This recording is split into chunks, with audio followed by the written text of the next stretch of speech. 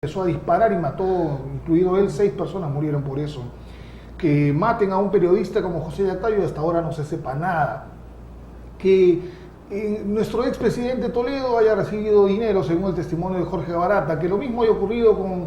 Todo parece indicar que lo recibió, ¿sí? Si no, ¿cómo se explica Ecoteva? Por supuesto. Y bueno, solamente que quiero ser un poco más preciso, como usted dice, judicialmente espero que haya una sentencia y qué sé yo, respecto de la... No, pero hay los hechos de Ecoteva, ¿no? Sí, es cierto.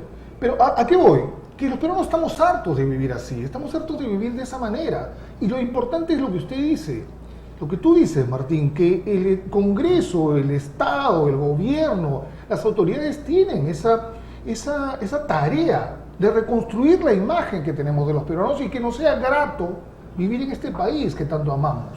Bueno, yo diría que siempre es grato vivir en el Perú y comprendo que todos estos factores de inseguridad, esos factores de muertes absurdas y de todas estas situaciones son terribles y que hay grandes carencias de seguridad. Pero yo creo que esto es una tarea de todos los peruanos, de contribuir con el gobierno en la seguridad, tarea del gobierno, del Ministerio del Interior específicamente, de los municipios en menor medida, de darnos la mayor seguridad posible para que podamos vivir en paz y vivir con un sentimiento de tranquilidad, de que nadie nos va a matar, de que nadie nos va a asaltar por 20, 30, 40, 50, 500 mil soles o la suma que fuere. ¿Vio usted lo que pasó en la bajada del Puente Armendáriz en Miraflores? Una camioneta bajaba, le han metido 40 disparos. Bueno, eso es un caso ya de criminalidad organizada. Sí, a mí me parece que tiene que ver con mafia, con narcotráfico. Eso es criminalidad organizada. Sí, pero... crimen organizado. Usted estaba paseando por ahí, corriendo, haciendo footing, y le cae una de esas balas. Sí, terrible. Terrible. Pues. Terrible, entonces estamos viviendo en eso. Pero hay dos aspectos... que usted quería comentar. Sí, que yo quería comentar. Y eso se lo digo a nuestro gran público asistente.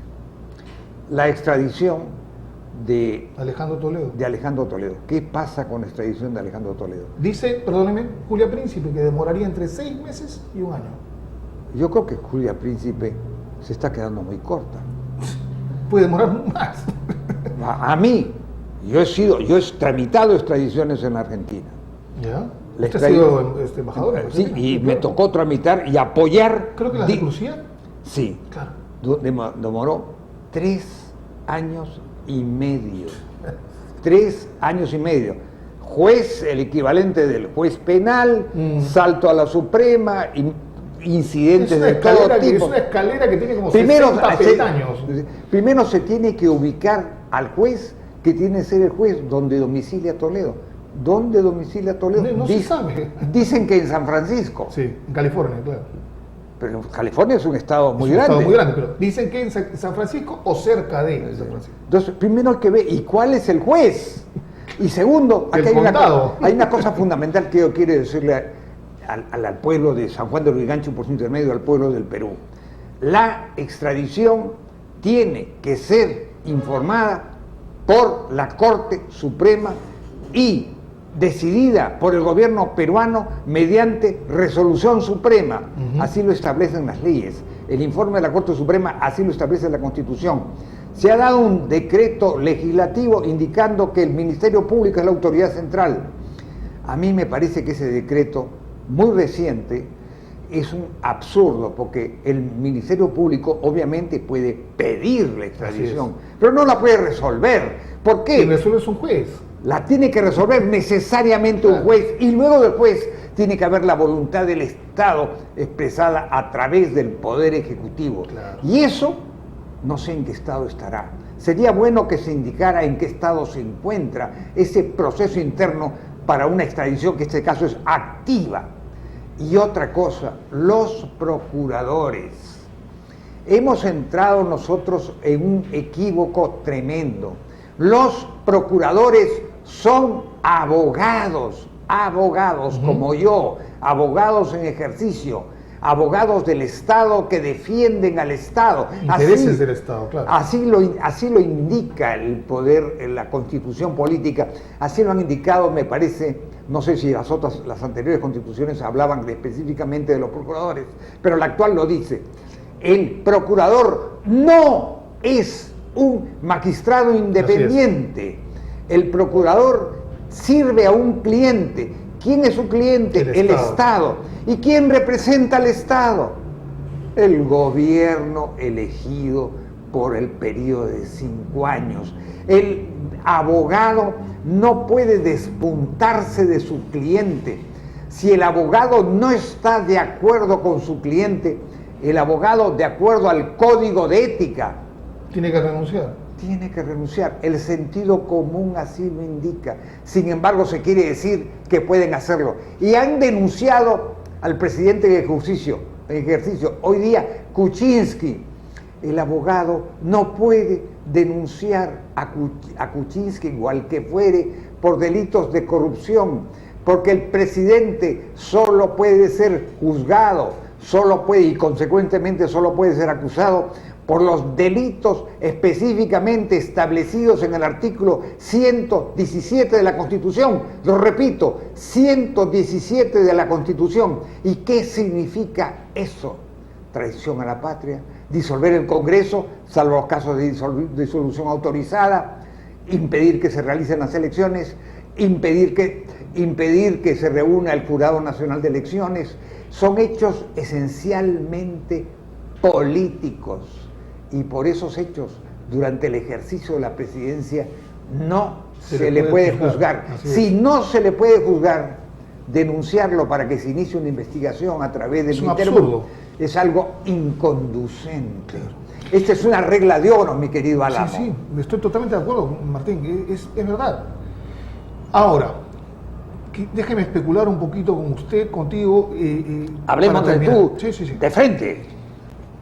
Hay una versión, no avalada por mí, solo te la traslado, que Pedro Pablo Kuczynski no estaría muy interesado en extraditar a Alejandro Toledo, porque podría, como se dice, salpicarle un poco del tema. ¿Usted concuerda con esa apreciación? Yo no sé, no puedo adivinar lo que puede pensar Pedro Pablo Kuczynski, pero yo le digo, si no está interesado, más le vale que lo esté. Porque efectivamente, más le va a salpicar que él ande con pies de plomo para su extradición. Es cierto que ahora la extradición está en el plano del Ministerio Público, que tiene que predecir, bueno, son cosas complicadas, ¿no? Está en ese plano, en el plano judicial, el informe de la Corte Suprema, no sabemos si este caso ya llegó a la Suprema, en fin, pero más le vale, porque si en efecto puede que venga la señora Eliane y le diga barbaridades a las que ya estamos acostumbrados. Sí, ya se las ha dicho. Perdón, se los hago recordar. Si cae mi cholo, caes tú también, le ha dicho a Pedro Pablo Kuczynski, Eliane Carp. Bueno, el cholo políticamente ya cayó. Sí, claro. Obvio. El cholo, no me gusta llamarlo el cholo, Alejandro Toledo, a quien yo serví de buena fe, ya cayó políticamente. Está muerto políticamente. Tiene indicios gravísimos. Si cae judicialmente, y si se comprueba judicialmente que percibió 20 millones de dólares o una cantidad superior. 5 soles. No, 5 soles. El monto es muy importante. El monto es muy importante. Está bien. Puede que quede muy salpicado Kuczynski, pero Kuczynski en estos momentos tiene el desafío de una conducta limpia y de enrostrar las dificultades y de ir adelante como debe ser un presidente de la República, jefe de Estado, jefe de gobierno que personifica a la nación. Así es. Tiene que enrostrar y tiene que hacer frente a los desafíos como un hombre de bien, con hombría de bien. Si es un presidente, debe tenerlo. Y creo que sería la mejor manera de recordar su gestión. Martín, ha sido usted muchas gracias. Muy amable. Muchas gracias. Siempre eres bienvenido aquí en Descable, aquí en San Juan del Lurigancho, en Lima Norte, y espero tenerte pronto por acá. Déjame un segundito, por favor. Gracias, igualmente. Vamos a la pausa y vamos a hablar acerca del tema de la currícula educativa con el señor Jorge Guillén, que ya está esperándonos aquí. Vamos a la pausa, venimos inmediatamente, no se muevan. Muchas gracias, Martín, de verdad. Oye, bien, pues, ojalá.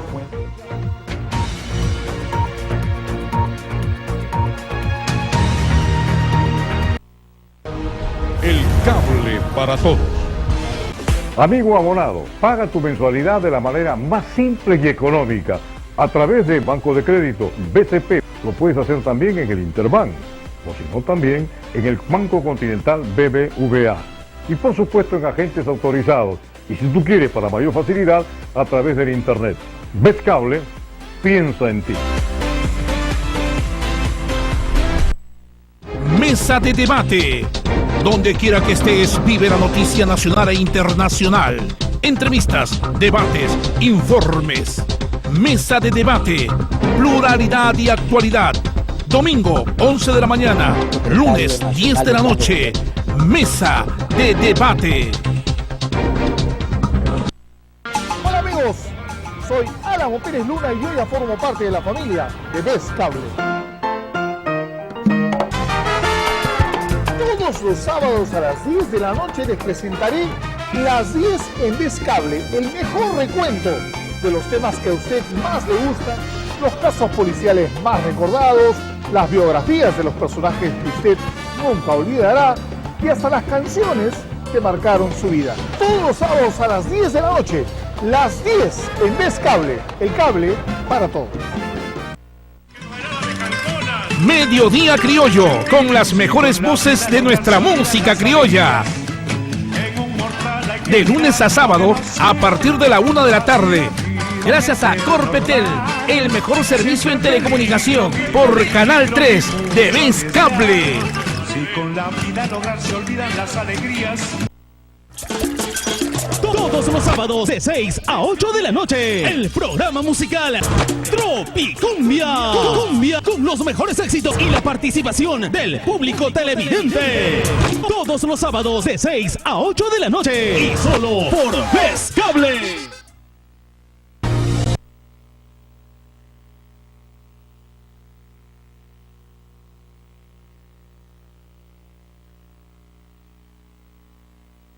Esos son exactamente 9:44 de la mañana, estamos en vivo, nos quedan 16 minutos para hablar con Jorge Guillén, presidente del movimiento, discúlpeme. Magisterio Social Cristiano del Perú. ¿Cómo le va? ¿Qué tal, Jorge? ¿Cómo está usted?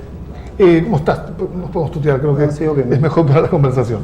A ver, usted estuvo hace unas semanas aquí hablando acerca, de la currícula educativa, de la currícula escolar, que había tenido algunos cambios y con los que usted no estaba de acuerdo. Básicamente por incluir el tema de la identidad de género. ¿Estamos de acuerdo? De acuerdo. Perfecto. Sin embargo, el Ministerio de Educación, me imagino, ha hecho algunos cambios. ¿Está usted de acuerdo con esos cambios? ¿Está usted satisfecho con esos cambios? Bueno, ante todo, muy buenos días. Buenos días. Los cambios son saludables, definitivamente. Sí. Ha dado muestras de que el Ministerio es permeable a las opiniones. Ya. No debió haber dejado pasar estas medidas de fuerza o manifestaciones. Debió haber De sido repente más... todo más con mayor celeridad, más rápidamente, Claro. y darse cuenta inmediatamente de lo que estaba pasando. Obviamente que los cargos de ministros son cargos políticos. Tienen Sí, que claro. tener el olfato político para que justamente no le carguen el peso al señor presidente. Claro. Entonces, ha habido cambios, definitivamente, como la definición. A ver, ayúdenos a entender bien qué es lo que había y qué es lo que hay hoy. Bueno, hay tres grandes cambios. En primer lugar, lo que era que muy independiente al aspecto sexual, Ujú. había la construcción, ¿no?, de feminidad y masculinidad. Esto ha quedado cerrado en que solamente existe hombre y mujer. Ya. Y el género es hombre y mujer. El género, entonces, el tema es muy simple. Probablemente mucha gente se confunda un poco respecto de qué es lo que está... Bueno, lo que estaba pasando era muy simple, que en la currícula se estaba dejando, a ver si me expreso bien, se estaba dejando como que al aire o a la libre interpretación qué géneros existían o qué géneros existen. Lo que está haciendo, lo que ha hecho ahora con los cambios, queda establecido, como dice el señor Guillén, que los géneros son hombre y mujer. Ahí comenzamos. Sí. ¿Con eso están ustedes satisfechos? ¿Están Sí, tranquilos? porque ha cerrado bien mayores especulaciones, porque hay personas que hablan que existen 108 sexos, por Claro. ejemplo, ¿no? Entonces, acá hay una cosa natural, que están respetando los devenires naturales de las personas. Bien. Eso no implica las formas que el ser humano pueda tener con cómo desarrollar su sexualidad. Obviamente, Es es otro parte de tema. su libertad. Claro, parte de su libertad, ¿no? Pero bien, acá se establece que hay XY y X, ¿no? O sea, Definitivo. Se acabó, ya está. Ha habido otro cambio más, dos cambios más. Sí, uno de que hablaba de que un niño o un joven puede vivir su sexualidad plenamente como derecho. Así Entonces, es. obviamente... eso- ¿Niño hombre o niña mujer? Evidentemente. Sí, obviamente que si bien es cierto que a partir de los 14 años hay el sexo consentido, Sí. pero no lo podrías inducir este derecho porque no especificaba edad, ¿no? Y la educación básica regular viene desde 0 años. Bueno, sí, 3, 4 años. ¿Ya? Entonces, A los había 7 que- supuestamente hay recién uso de razón, ¿no? Sí, había que regular eso. Entonces, han definido que la sexualidad es algo integral de la persona humana. Ujú. No es algo separado, libre, ¿no? Tiene que ver tu con disposición. la persona. Con la persona. Así Dentro es. de tu formación, obviamente, pero llevarlo de una manera responsable y de acuerdo a tu formación y a tu desarrollo personal. Ujú. Es decir, si tú te sientes desarrollado como persona ya maduramente, puedes disponer de tu sexualidad. Ok. Porque nadie No puede- antes. No antes. Porque no le puedes decir a un niño de 12, 13 años, bueno, quiero por curiosidad. Defíneme experimentar. cuál es tu sexualidad. Así es, ¿no es cierto? Entonces, Porque es pronto. demasiado pronto porque realmente la sexualidad y el sexo en sí mismo es una de las mejores comunicaciones entre dos personas que dicen quererse, que Sí, dicen sí, amarse, es verdad. ¿no? No es un deporte, no es una competencia. Claro, claro. Entonces, esa línea de comunicación o demostración de afecto tiene que tener un cierto grado de madurez para que se mantenga en el tiempo. Ujú. Porque la inestabilidad emocional de las personas que cambian pareja permanentemente le va a conllevar inclusive a no ser una persona estable, coherente y sobre todo va a ser improductiva. Porque hoy quiero trabajar, mañana no quiero trabajar, hoy quiero respetar normas, mañana no quiero respetar normas. Ujú. Esa inestabilidad emocional obviamente le hace daño a la persona y le hace daño también al conjunto de la sociedad peruana. Bien, ese es el segundo cambio, Ujú. que se establece como que, no sé si una edad mínima, pero en todo caso una edad responsable. El tercero y principal, ¿cuál es? Bueno, reconocer de que la persona es parte de que la sexualidad no determina su vida democrática, su vida de ejercicio, su vida social. Ujú. Entonces, Es independientemente decir, claro, del sexo, ser hombre o ser mujer y tener la sexualidad, desarrollar su sexualidad de determinada manera, o ser hombre y desarrollarla de tal o cual forma, no tiene nada que ver con su desarrollo personal, con su desarrollo profesional. profesional, social, económico, ¿no? Definitivamente. Hemos visto que en muchos, no solamente hogares, empresas, al pie de las empresas están muchas mujeres capaces, Sí, claro. competentes. Entonces, eso no lo ha limitado. Eso, por ejemplo, donde hay varios estereotipos que se quiere curar, lo cual también es sano y saludable. Estamos en un siglo de alta competencia, donde los estados y los gobiernos necesitan de todas las gentes capacitadas, Por formadas, supuesto. competentes, formar parte de la línea productiva de un país. Claro, Entonces, es la población económicamente activa. no podemos reducir eso a solamente hombres. No podemos reducir eso solamente a No, mujeres. esa sería una mirada retrógrada, pero en absoluto. Obviamente. Casi como retroceder a la época de la esclavitud. Entonces, para eso, la educación tiene que servir para eso. Exactamente. Obviamente, ¿no? Entonces, no favoritismo en ninguno de los dos. Mirarlo como personas con sus cualidades. Obviamente, hay cosas naturales como la maternidad que tienes que respetar. La escuela, así una Ok. niña está embarazada, lo tiene que apoyar, Está cuidar. bien. En principio, entonces, Jorge, ¿tú estás de acuerdo con los cambios que se han hecho? Sí, claro. Claro. ¿Por Ahora, qué? Pero ¿por qué haber llegado a esto? ¿Por qué haber llegado a me esto? parece correcta la ¿No? Entonces, acepción. porque ha habido mucha confusión. Ahora, esto a su vez tiene que volver a transmitirse a los señores profesores. Me imagino. Me imagino que el profesor tiene que leer esto antes de empezar su clase, que Pero- además ya comenzaron. Sí, pero no dejarlo a la interpretación, porque también cada uno interpreta a su manera. Mm. Tiene que haber un hilo conductor, una orientación real y como dicen, no tiene nada que ver con ideología de género, sino con acciones democráticas, con acciones de reconocimiento humano y con acciones de igualdad de oportunidades. ¿No será lo ideal que cada director de centro educativo tenga una reunión con sus profesores y que aclare un poco la figura, que la discuta con ellos y se establezca una línea de trabajo? Obviamente, pero mire cuándo ha sido la corrección. Creo que hace 2 semanas. No, la última ha sido hace 3-4 días, ¿Ah, sí? La 159. ¿Ya? ¿Verdad? Esta semana, sí. Claro, sí. La 159. Entonces ahí el señor director tiene que leerlo y tiene que en el camino... No, porque las clases comenzaron el lunes. Para los particulares. Para los particulares, perdón. Para los del Estado comenzamos el día el 12, 13, creo, 13. No, mañana 13. Perdón, mañana. Mañana 13 de marzo. Todavía, no, ¿verdad? ¿Ya? Entonces eso, por ejemplo, claro, ya nos pasó por encima. Sí, es verdad. ¿No? Y obviamente esto no tendría por qué habernos distraído porque tenemos otras razones muy importantes y también de peso que tendríamos que preocuparnos, ¿no? Pero, bueno, hay cosas pendientes que se puede ir caminando, se puede ir afinando, pero tiene que haber una apertura real tanto en el ministerio y tanto también a las comunidades, organizaciones, que no se puede llegar a extremismos. Bien, justamente de eso quería hablar. ¿Por qué del otro lado, de la gente que piensa que estos cambios no significan nada, ha habido o sigue habiendo una reacción en contra de esto? Creo yo de que necesitamos leer y necesitamos dejar de apasionamientos. Acá el factor principal, más allá de nuestras ideas individuales, están los niños. Todo aquello que vulnere la integridad, las emociones o la salud de los niños tenemos que velar. De repente algunos creen que lo más saludable es sacar definitivamente del currículum, pero también hay que reconocer una cosa. ¿Tú piensas así? Hay que reconocer que existen comportamientos y conductas humanas que de todas maneras hay que respetar y hay que ser tolerantes.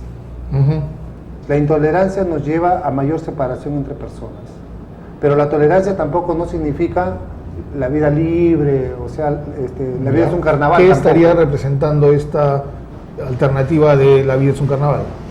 Estaría representando que lo hubiéramos dejado como estaba. ¿Ya?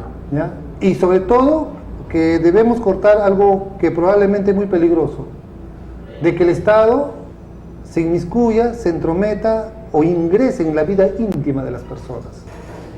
Eso es muy peligroso, porque todo Estado que hace eso terminó en el nazismo, terminó en el comunismo. ¿Y por qué la gente que está en contra de esto no lo dice así? ¿Por qué no lo entiende así? Porque han tomado solamente un sesgo, no han tomado el sentido de país, el sentido no han tomado de como se dice en inglés, la big picture, no han tomado la foto grande. No han tomado la foto grande. Es justamente a un enfoque se han terminado enfocando. Hay cosas mayores.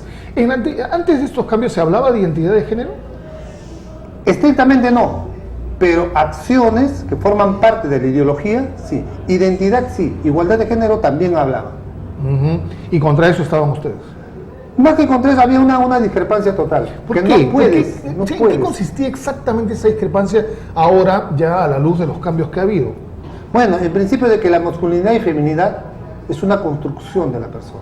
¿Ustedes estaban en desacuerdo con eso? No, pues es que mañana se juntan 5 personas y me dicen que yo no soy masculino. ¿Por qué? ¿Por tal criterio, por tal otro? Claro, me definen que no soy masculino. ¿Y quién le da esa autoridad? En cambio, esta es una posición personal, individual de la persona. Usted es masculino, tú eres masculino desde que naces, o femenino desde que naces. Sí. Ya. Esa masculinidad puede cambiar con los años. Puede convertirse dentro de tu masculinidad tú puedes desarrollar tu sexualidad de la manera que quieras. Es tu libertad personal, responderás a tu conciencia y hasta ahí no debemos ingresar. Hasta ahí Eso no es un debemos terreno cerrado. En primer lugar, porque este es un Estado laico. No es un Estado confesional. Así es. Así. Sí, entonces, estaríamos yendo en contra de la Constitución. Entonces, habría que cambiar toda una estructura jurídica peruana, como muy bien dijo el doctor Martín. Sí. Entonces, habría que cambiar cuando no es necesario. Es enmarcarnos dentro del marco jurídico, dentro de las buenas tradiciones que tiene un país y encontrar espacios de tolerancia, encontrar espacios de acercamiento entre las personas. Y si vemos que alguna persona, bajo nuestros conceptos, no está yendo, entre comillas, por el buen camino, hacer los esfuerzos, pero no estigmatizarnos, no castigarnos, no sancionarnos. Ok, pero perdón, Jorge, ¿cuál es el buen camino? De cada persona. Por eso he hablado. Si creemos de que una persona creemos individualmente, porque las creencias son personales, Sí, claro. que no está por el buen camino, ¿cuál es tu labor? ¿Estigmatizarlo? ¿Castigarlo? No. No. Oriéntale. Pero si tú no crees, la persona es libre de encaminar su vida personal, social, económica, sexual, déjalo que se defina, déjalo que él camine. Pero cuando tenga el uso de razón, cuando esté formado, cuando ya sienta su libertad y disponga de sí mismo. Pero nosotros no podemos disponer del pensamiento y del cuerpo de un niño. No podemos disponer. Ok. Voy un poco al principio. ¿Quién determinó esos cambios según tú? Bueno, la currícula escolar mayormente lo hace el ministerio, y la currícula escolar es un trabajo de años. Pero estos cambios no había el año pasado. No, ya había avanzado poquito. ¿Ah, sí? En el DCN del 2009 ya se tocaba, pero no lo habían enfocado con una categoría de enfoque. Simplemente era como parte de una sesión de clase, como parte de una realidad a tratar. Era como un tema, nada más que era como un tema. Ahora lo han tratado con la categoría de enfoque. O sea, focalízate acá, mira que esto existe. ¿No? Dale esa categoría, uno de los 7 enfoques, dale esa categoría principal. ¿Qué pasa si de acá a un par de años, para terminar, ya estamos terminando el programa, Sí. ¿Qué pasa si de acá a un par de años el Congreso acepta o permite o aprueba la unión civil o permite el matrimonio, utilicemos el término X, entre dos personas del mismo sexo? Eso se tendría que ver reflejado en la currícula escolar. Tendría que verse reflejado en la currícula escolar. ¿Qué explicación le darías tú a tus alumnos en ese momento si es que se diera la ocasión? Bueno, hay dos cosas, pues, ¿no? O mi trabajo o mis principios. Es muy serio lo que dices. No, pero definitivamente, algunos abrazaremos más nuestros principios que nuestro trabajo y buscaremos trabajo en otro lugar. Pero donde tú no te sientes identificado, no puedes expresar algo que simplemente por la remuneración. Estás dando a entender algo que yo lo he entendido y probablemente todos los televidentes también. Si se incluyera eso en la currícula, si se aceptara la unión civil y eso se incluyera en la currícula, ¿tú probablemente dejarías de ser profesor? Sí, yo creo que sí. Ahora, la unión civil mayormente manejanlo como un contrato. Yo, persona con mi mayoría de edad, en pleno uso de mis facultades y mis derechos, quiero establecer una línea de contrato con una persona hasta el día que me muera, y parte de mi economía, ¿no? O de mis activos lo doy libremente. Es un contrato. Sí, pero lo haces porque te une una relación amorosa con esta persona, de amor, de cariño. De afecto, ¿no? De afecto. Cada cual conceptúa su afecto como quiere conceptuarlo, pero es un contrato. La diferencia es cuando hay matrimonio y el matrimonio puede determinar la adopción de niños. Eso es Eso sería gravísimo para ti. Para mí sería no por las dos personas adultas, sino por el los niño. niños. ¿Y tú crees que varios centenares o miles de profesores pensarían igual que tú? Sí lo piensan igual que yo. ¿Sí? Es más, hay muchos más drásticos que yo. Ah, sí. Claro. Recuerden que también en los señores profesores también hay muchas personas protestantes, evangélicas. Sí, claro. Y ellos son un poco tienen- más radicales, ¿no? Son un poquito más, Estrictos, cerrados, ¿no? a la Biblia. Tienen una concepción de la Biblia más allá de los católicos, que somos un poquito más tolerantes, Es ¿no? verdad. Veremos cómo se desarrolla esto. Ahora, y vamos a ver hasta qué dónde. desenlace tiene. El ministerio no va a estar en todas las clases y en todos los profesores. No, pues. Entonces, No hay forma de vigilar como si fuera el Big Brother ahí con las cámaras. Así es. Entonces, vamos a ver que Tema ojalá serio, ¿eh? Tema serio. el ministerio o los UGELes tengan la capacidad de poder orientar al trabajo de los profesores y no tengan una resistencia civil. ¿Por qué generarse un frente de conflicto? Ese es el tema que ustedes hablan, ¿no? ¿Por qué empezar el conflicto cuando se podría llevar esto de una manera un poco más tranquila, ¿no? Hay cuadros, hay técnicos que lo sepan manejar, hay sociólogos dentro del ministerio que lo sepan manejar. ¿Cuál es la repercusión o cuál es el interés. impacto o el interés que tengo yo frente a esta sociedad? El presidente de la República necesita estar lo más tranquilo para comenzar a llevar el país en desarrollo. Entonces, quizá hay otros temas más importantes. Jorge, muy amable. Muy amable, Muchas gracias, Álamo. Siempre es un gusto. Gracias, señores, gracias por su sintonía, gracias por estar aquí con nosotros en Vez Cable, gracias a Lima Norte, al Callao, a las provincias donde nos ven. Saludos, cuídense mucho, que estén bien. Buena semana.